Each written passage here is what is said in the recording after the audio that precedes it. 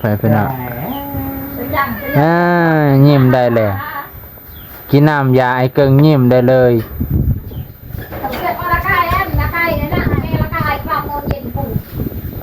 ได้ละกันดีมีแห้งเลยพี่น้องรู้สึกว่าบุญมีน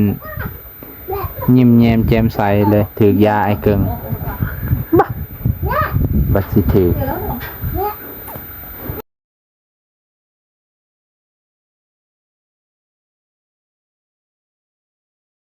คือยังก็เคยนะโมเจ้าแม่พวกเจ้าแม่พวกเจ้าพ่อนี่แหละคือแค่ว่าเจ้านี่เลี้ยงลูกบุกุมแล้วห่วงไอ้เกิงว่าจะเลี้ยงลูกบุกุมบ่แม่นเล่าเองบ่ยังบุกุมลูกตายคันลูกแล้วตายแล้วสิปะเจ้าพุ่นน่ะปะโลดเคยอยู่ในเจ้าปะเลยทั้งขี่รถไปนำบ่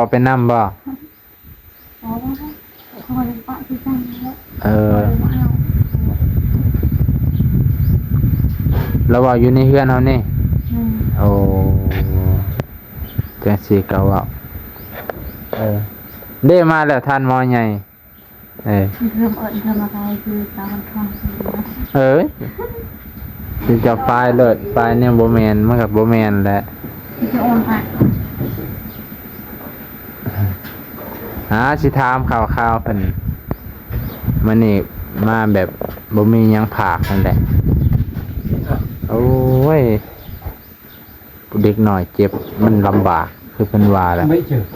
มันบ่ฮู้เจ็บบ่ฮู้ปวดเพราะว่ามันบ่คือผู้ใหญ่เนาะยังว่าบอกเจ็บบิดเจ็บเข่งท้องยืงท้องเอามอมเพื่อเลยเอามาผัดเจ็บกระเฮา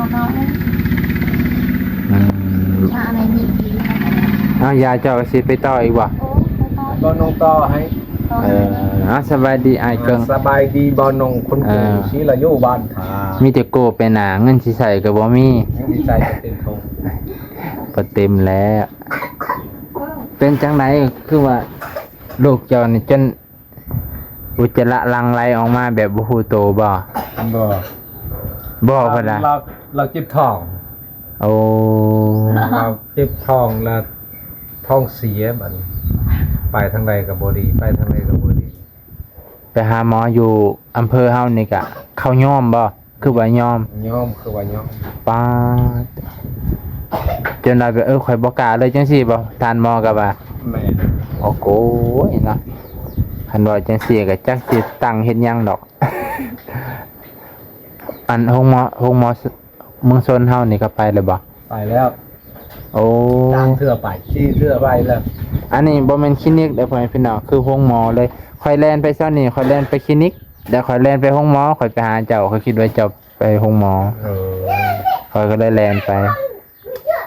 แล้วค่อยก็ไปเบิ่งห้านโอนเงินนะคิดว่าเขาเปิดเขาก็ยังบ่เปิดเอาเลยมื้ออื่นก่อนมื้อให้มันกินน้ำเนี่ยบ้านมันจะยังไม่มีใหญ่เนี่ยมันกินบ่ข้าว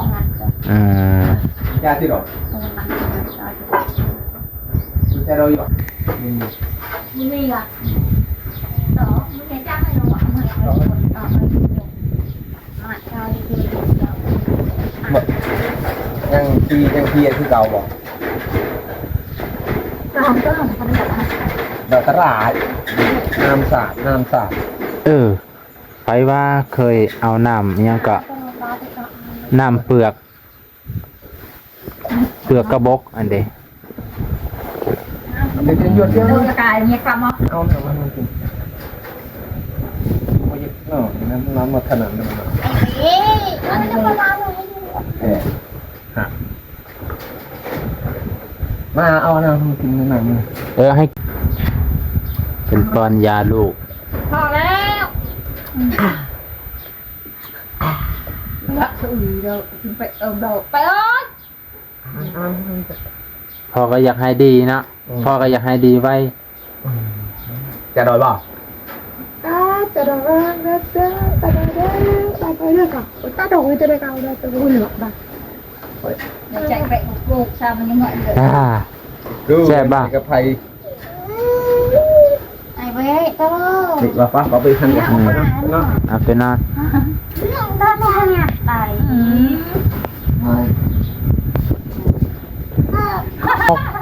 ต้องมกให้เด้ต้องเปลี่ยนแนวกินตลอดจ้ะน้าบุญมี ยามันมันเอา อ่าไปนอนยิ้มได้เลยกินน้ำยาไอเกิงยิ้มได้เลย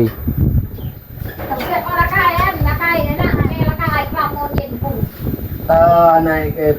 ดีนั่นทองเม็ด เออ ก็หลับจะวิทแอมาเมื่อย อย่ากวนน้องเลยอย่ากวนน้อง มันจะงานมันอันตามมัน ให้เลลินพูดเดียว จุดในจงกองเบาโนเขาหยาดลีมาเช้านี้ อ่ะ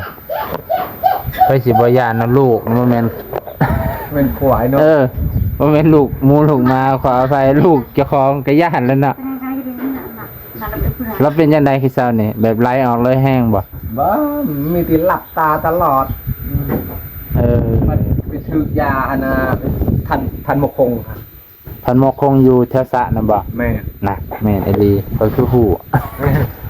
เอาอันนั้นเพิ่นให้อีก บ่ เพิ่นว่ามันเจ้าสัตว์ที่ดิฉันหรือว่า เด็กน้อย เล็กน้อยเพิ่นว่า เอา นี่ให้กินยาท่านบ่ถึกคอยวางยาตัวนี้ที่เราไป ยังกอก กินกอกโลดทันมะแกดโลด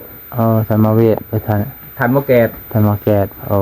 กับทันมะแวว ธรรมเวทเนาะธรรมเวทก็ได้ พนักงานเราเก็บมาเจอพนักงานเลย นั่นเราว่า บ่แม่นตั้งว่าได้ทันมาคงนั่นโลฮู้เด้ เห็นว่าละเฒ่าโลฮู้เด้ เอาโกง แล้ว เราคอยวางยาโอ้ยเป็นชั่วโมง เราก็ยันนะโอ้จะไปถ่ายอยู่หั่นเช้านี้เนาะ ตายหันไปเนี่ย ค่อยคิดว่าไปหาอันอิหยังก็คือน่ะเจ้าแม่นบ่ไปเป่าน้ำอัน ไปเป่าอยู่คุณแรกละกันมา เจอจะโดนนาสองแล้วล่ะ มีแห้งเลยพี่น้องรู้สึกว่าบุญมีนยิ้มแย้มแจ่มใสเลยถือยาไอ้เกิงบัดสิถือ เจอแล้วเนี่ยไม่ใช่เนี่ย Ừ. ตะโกนอะไรไม่ใครเอฟเราปลูกกันต่อโถ ไปสลับเรียด จะเปลี่ยน เอาให้กินแบบนี้ก่อนแหละมันเบาๆเด้บ่แม่นหยังเด้อาหารมันเบาให้เรากินก่อน หันเพราะว่าลำไส้ กระเพาะแล้วนะ ลำไส้มันบาด แสดงว่ากินของ แม่เขาผักเปลี่ยนเองแม่เขาผัก เที่ยอาจจะคันลำไส้นี่มีแนวกินพิษกินของแข็งในลำไส้ เราเจ้ามีกระเตอะไกลหนังกับอันนี้ขายเปล่าไว้แล้ว อันนี้เขาไปให้มื้อมื้อนี้เลยให้เบิ่งลานเพิ่นก่อน ให้ไอ้พอนอนนี่ก่อนเนาะ แม่ ดีแล้วดีแล้ว นอนคลายนึง นะ สาดก็มีพิษ อืม น่ะ นอนใจก็นอนเถอะย่า นี่ จะเอ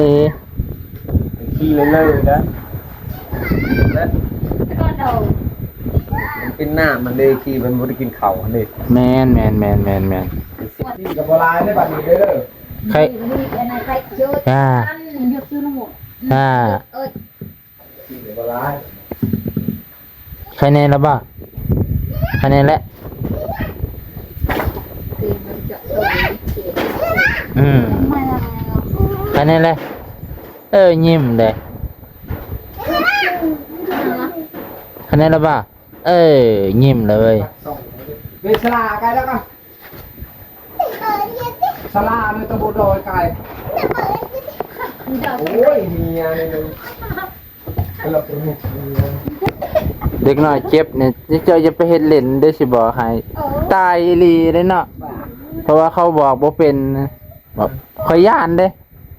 เพราะยังบ่ไอ้กะยาจะน้อย ก็บอกไปแล้วก็บอกมา ถึงเจ้าจะใจเย็นนำเด็กน้อยแต่มันเฮาบ่ฮู้นำใด พอนั้นตาทำไมเนี่ยนี่ไง บ่แต่วันนี้กับมันดินแน่หน่อยนึง สีเงา ไปจนเรียบจนเบาอย่างไรจนนอนนี่ฮะทุกเรียบลือเลยไปเด้อเก่าทำไมเราเรียบลือเลยไปจนไปก็จะอ่อนไปเบาอย่างก็ไปเบาอย่างปอลืมใบหายอ่ะเบาอย่างปอลืมไปใช้ไป เมื่อวานนี่ข่อยเห็นเจ้าอยู่เฮือนไอ้ด้วนเอาแล้วไปไสวะเห็นนั่งเจ้านั่งข่อยก็คิดว่าไปเวียกข่อยกับสัตว์ไปหลัก35พุ่นแล้วข่อยก็ อันนั้นในเด้อ เลาะ ไปเขา ธนาคารปิดเขาก็เลาะไปพุ่นมันกับข่อยก็บ่ฮู้นะมันสิปิดเบิดนี่คันค้านได้เนี่ยมันใครกว่าเมื่อกี้ได้เมื่อกี้นี่ตอนเจ้าสิย่างมาหั่นแอวเลย เอวนั่นเอวอยากนอน บ่ รู้จักวันนะหันเอวนั่นเอวอยากนอน โอ้ rồi cha rồi rồi mua qua cho cha อ่า lấy hơn cha ข้าวมก เอา ข้าวยำว่าข้าวปลามก พอยำmà nếu cái bài kịch cái bồ cái bạt cái một nó có bao nhiêu chả quá cái bồ một chồng rồi cả บ้านเขาเลยจะนูจะแคบของเราเราพูดมากเหรอ coi lại mà nói mà ยำไม่ไหวเด้อคนหิวผู้นั้นได้มันสินเจ้าหิวนี่สินเจ้าเฮ็ดเล่นเดี๋ยวโกยกันเป็นเมียข่อยนะคือ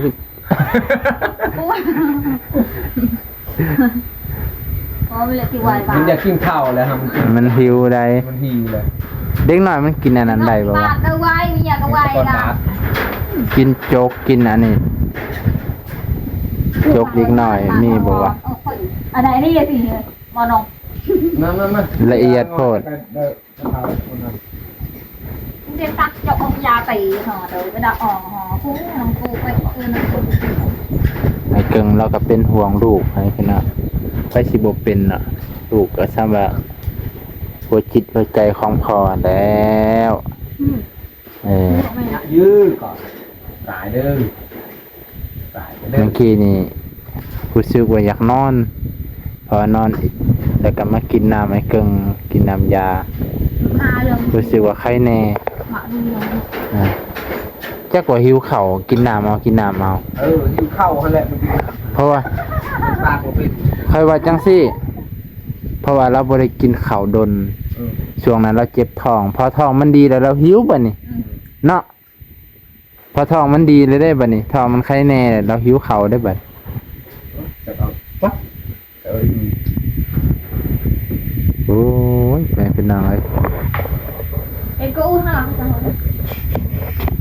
ใส่แล้วหน้าตาสดใสแล้ว คันว่าอะไรจนกอกวิจุกดไปที่ละไว้ก็เอามา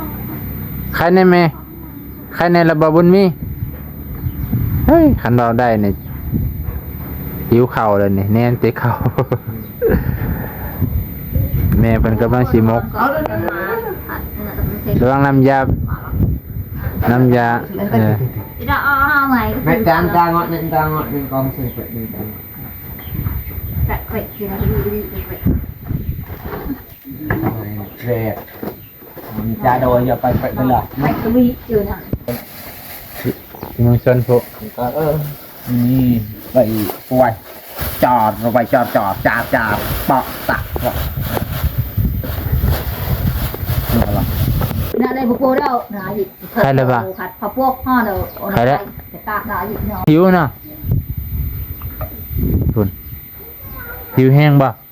หิวขาวบ่หิวบ่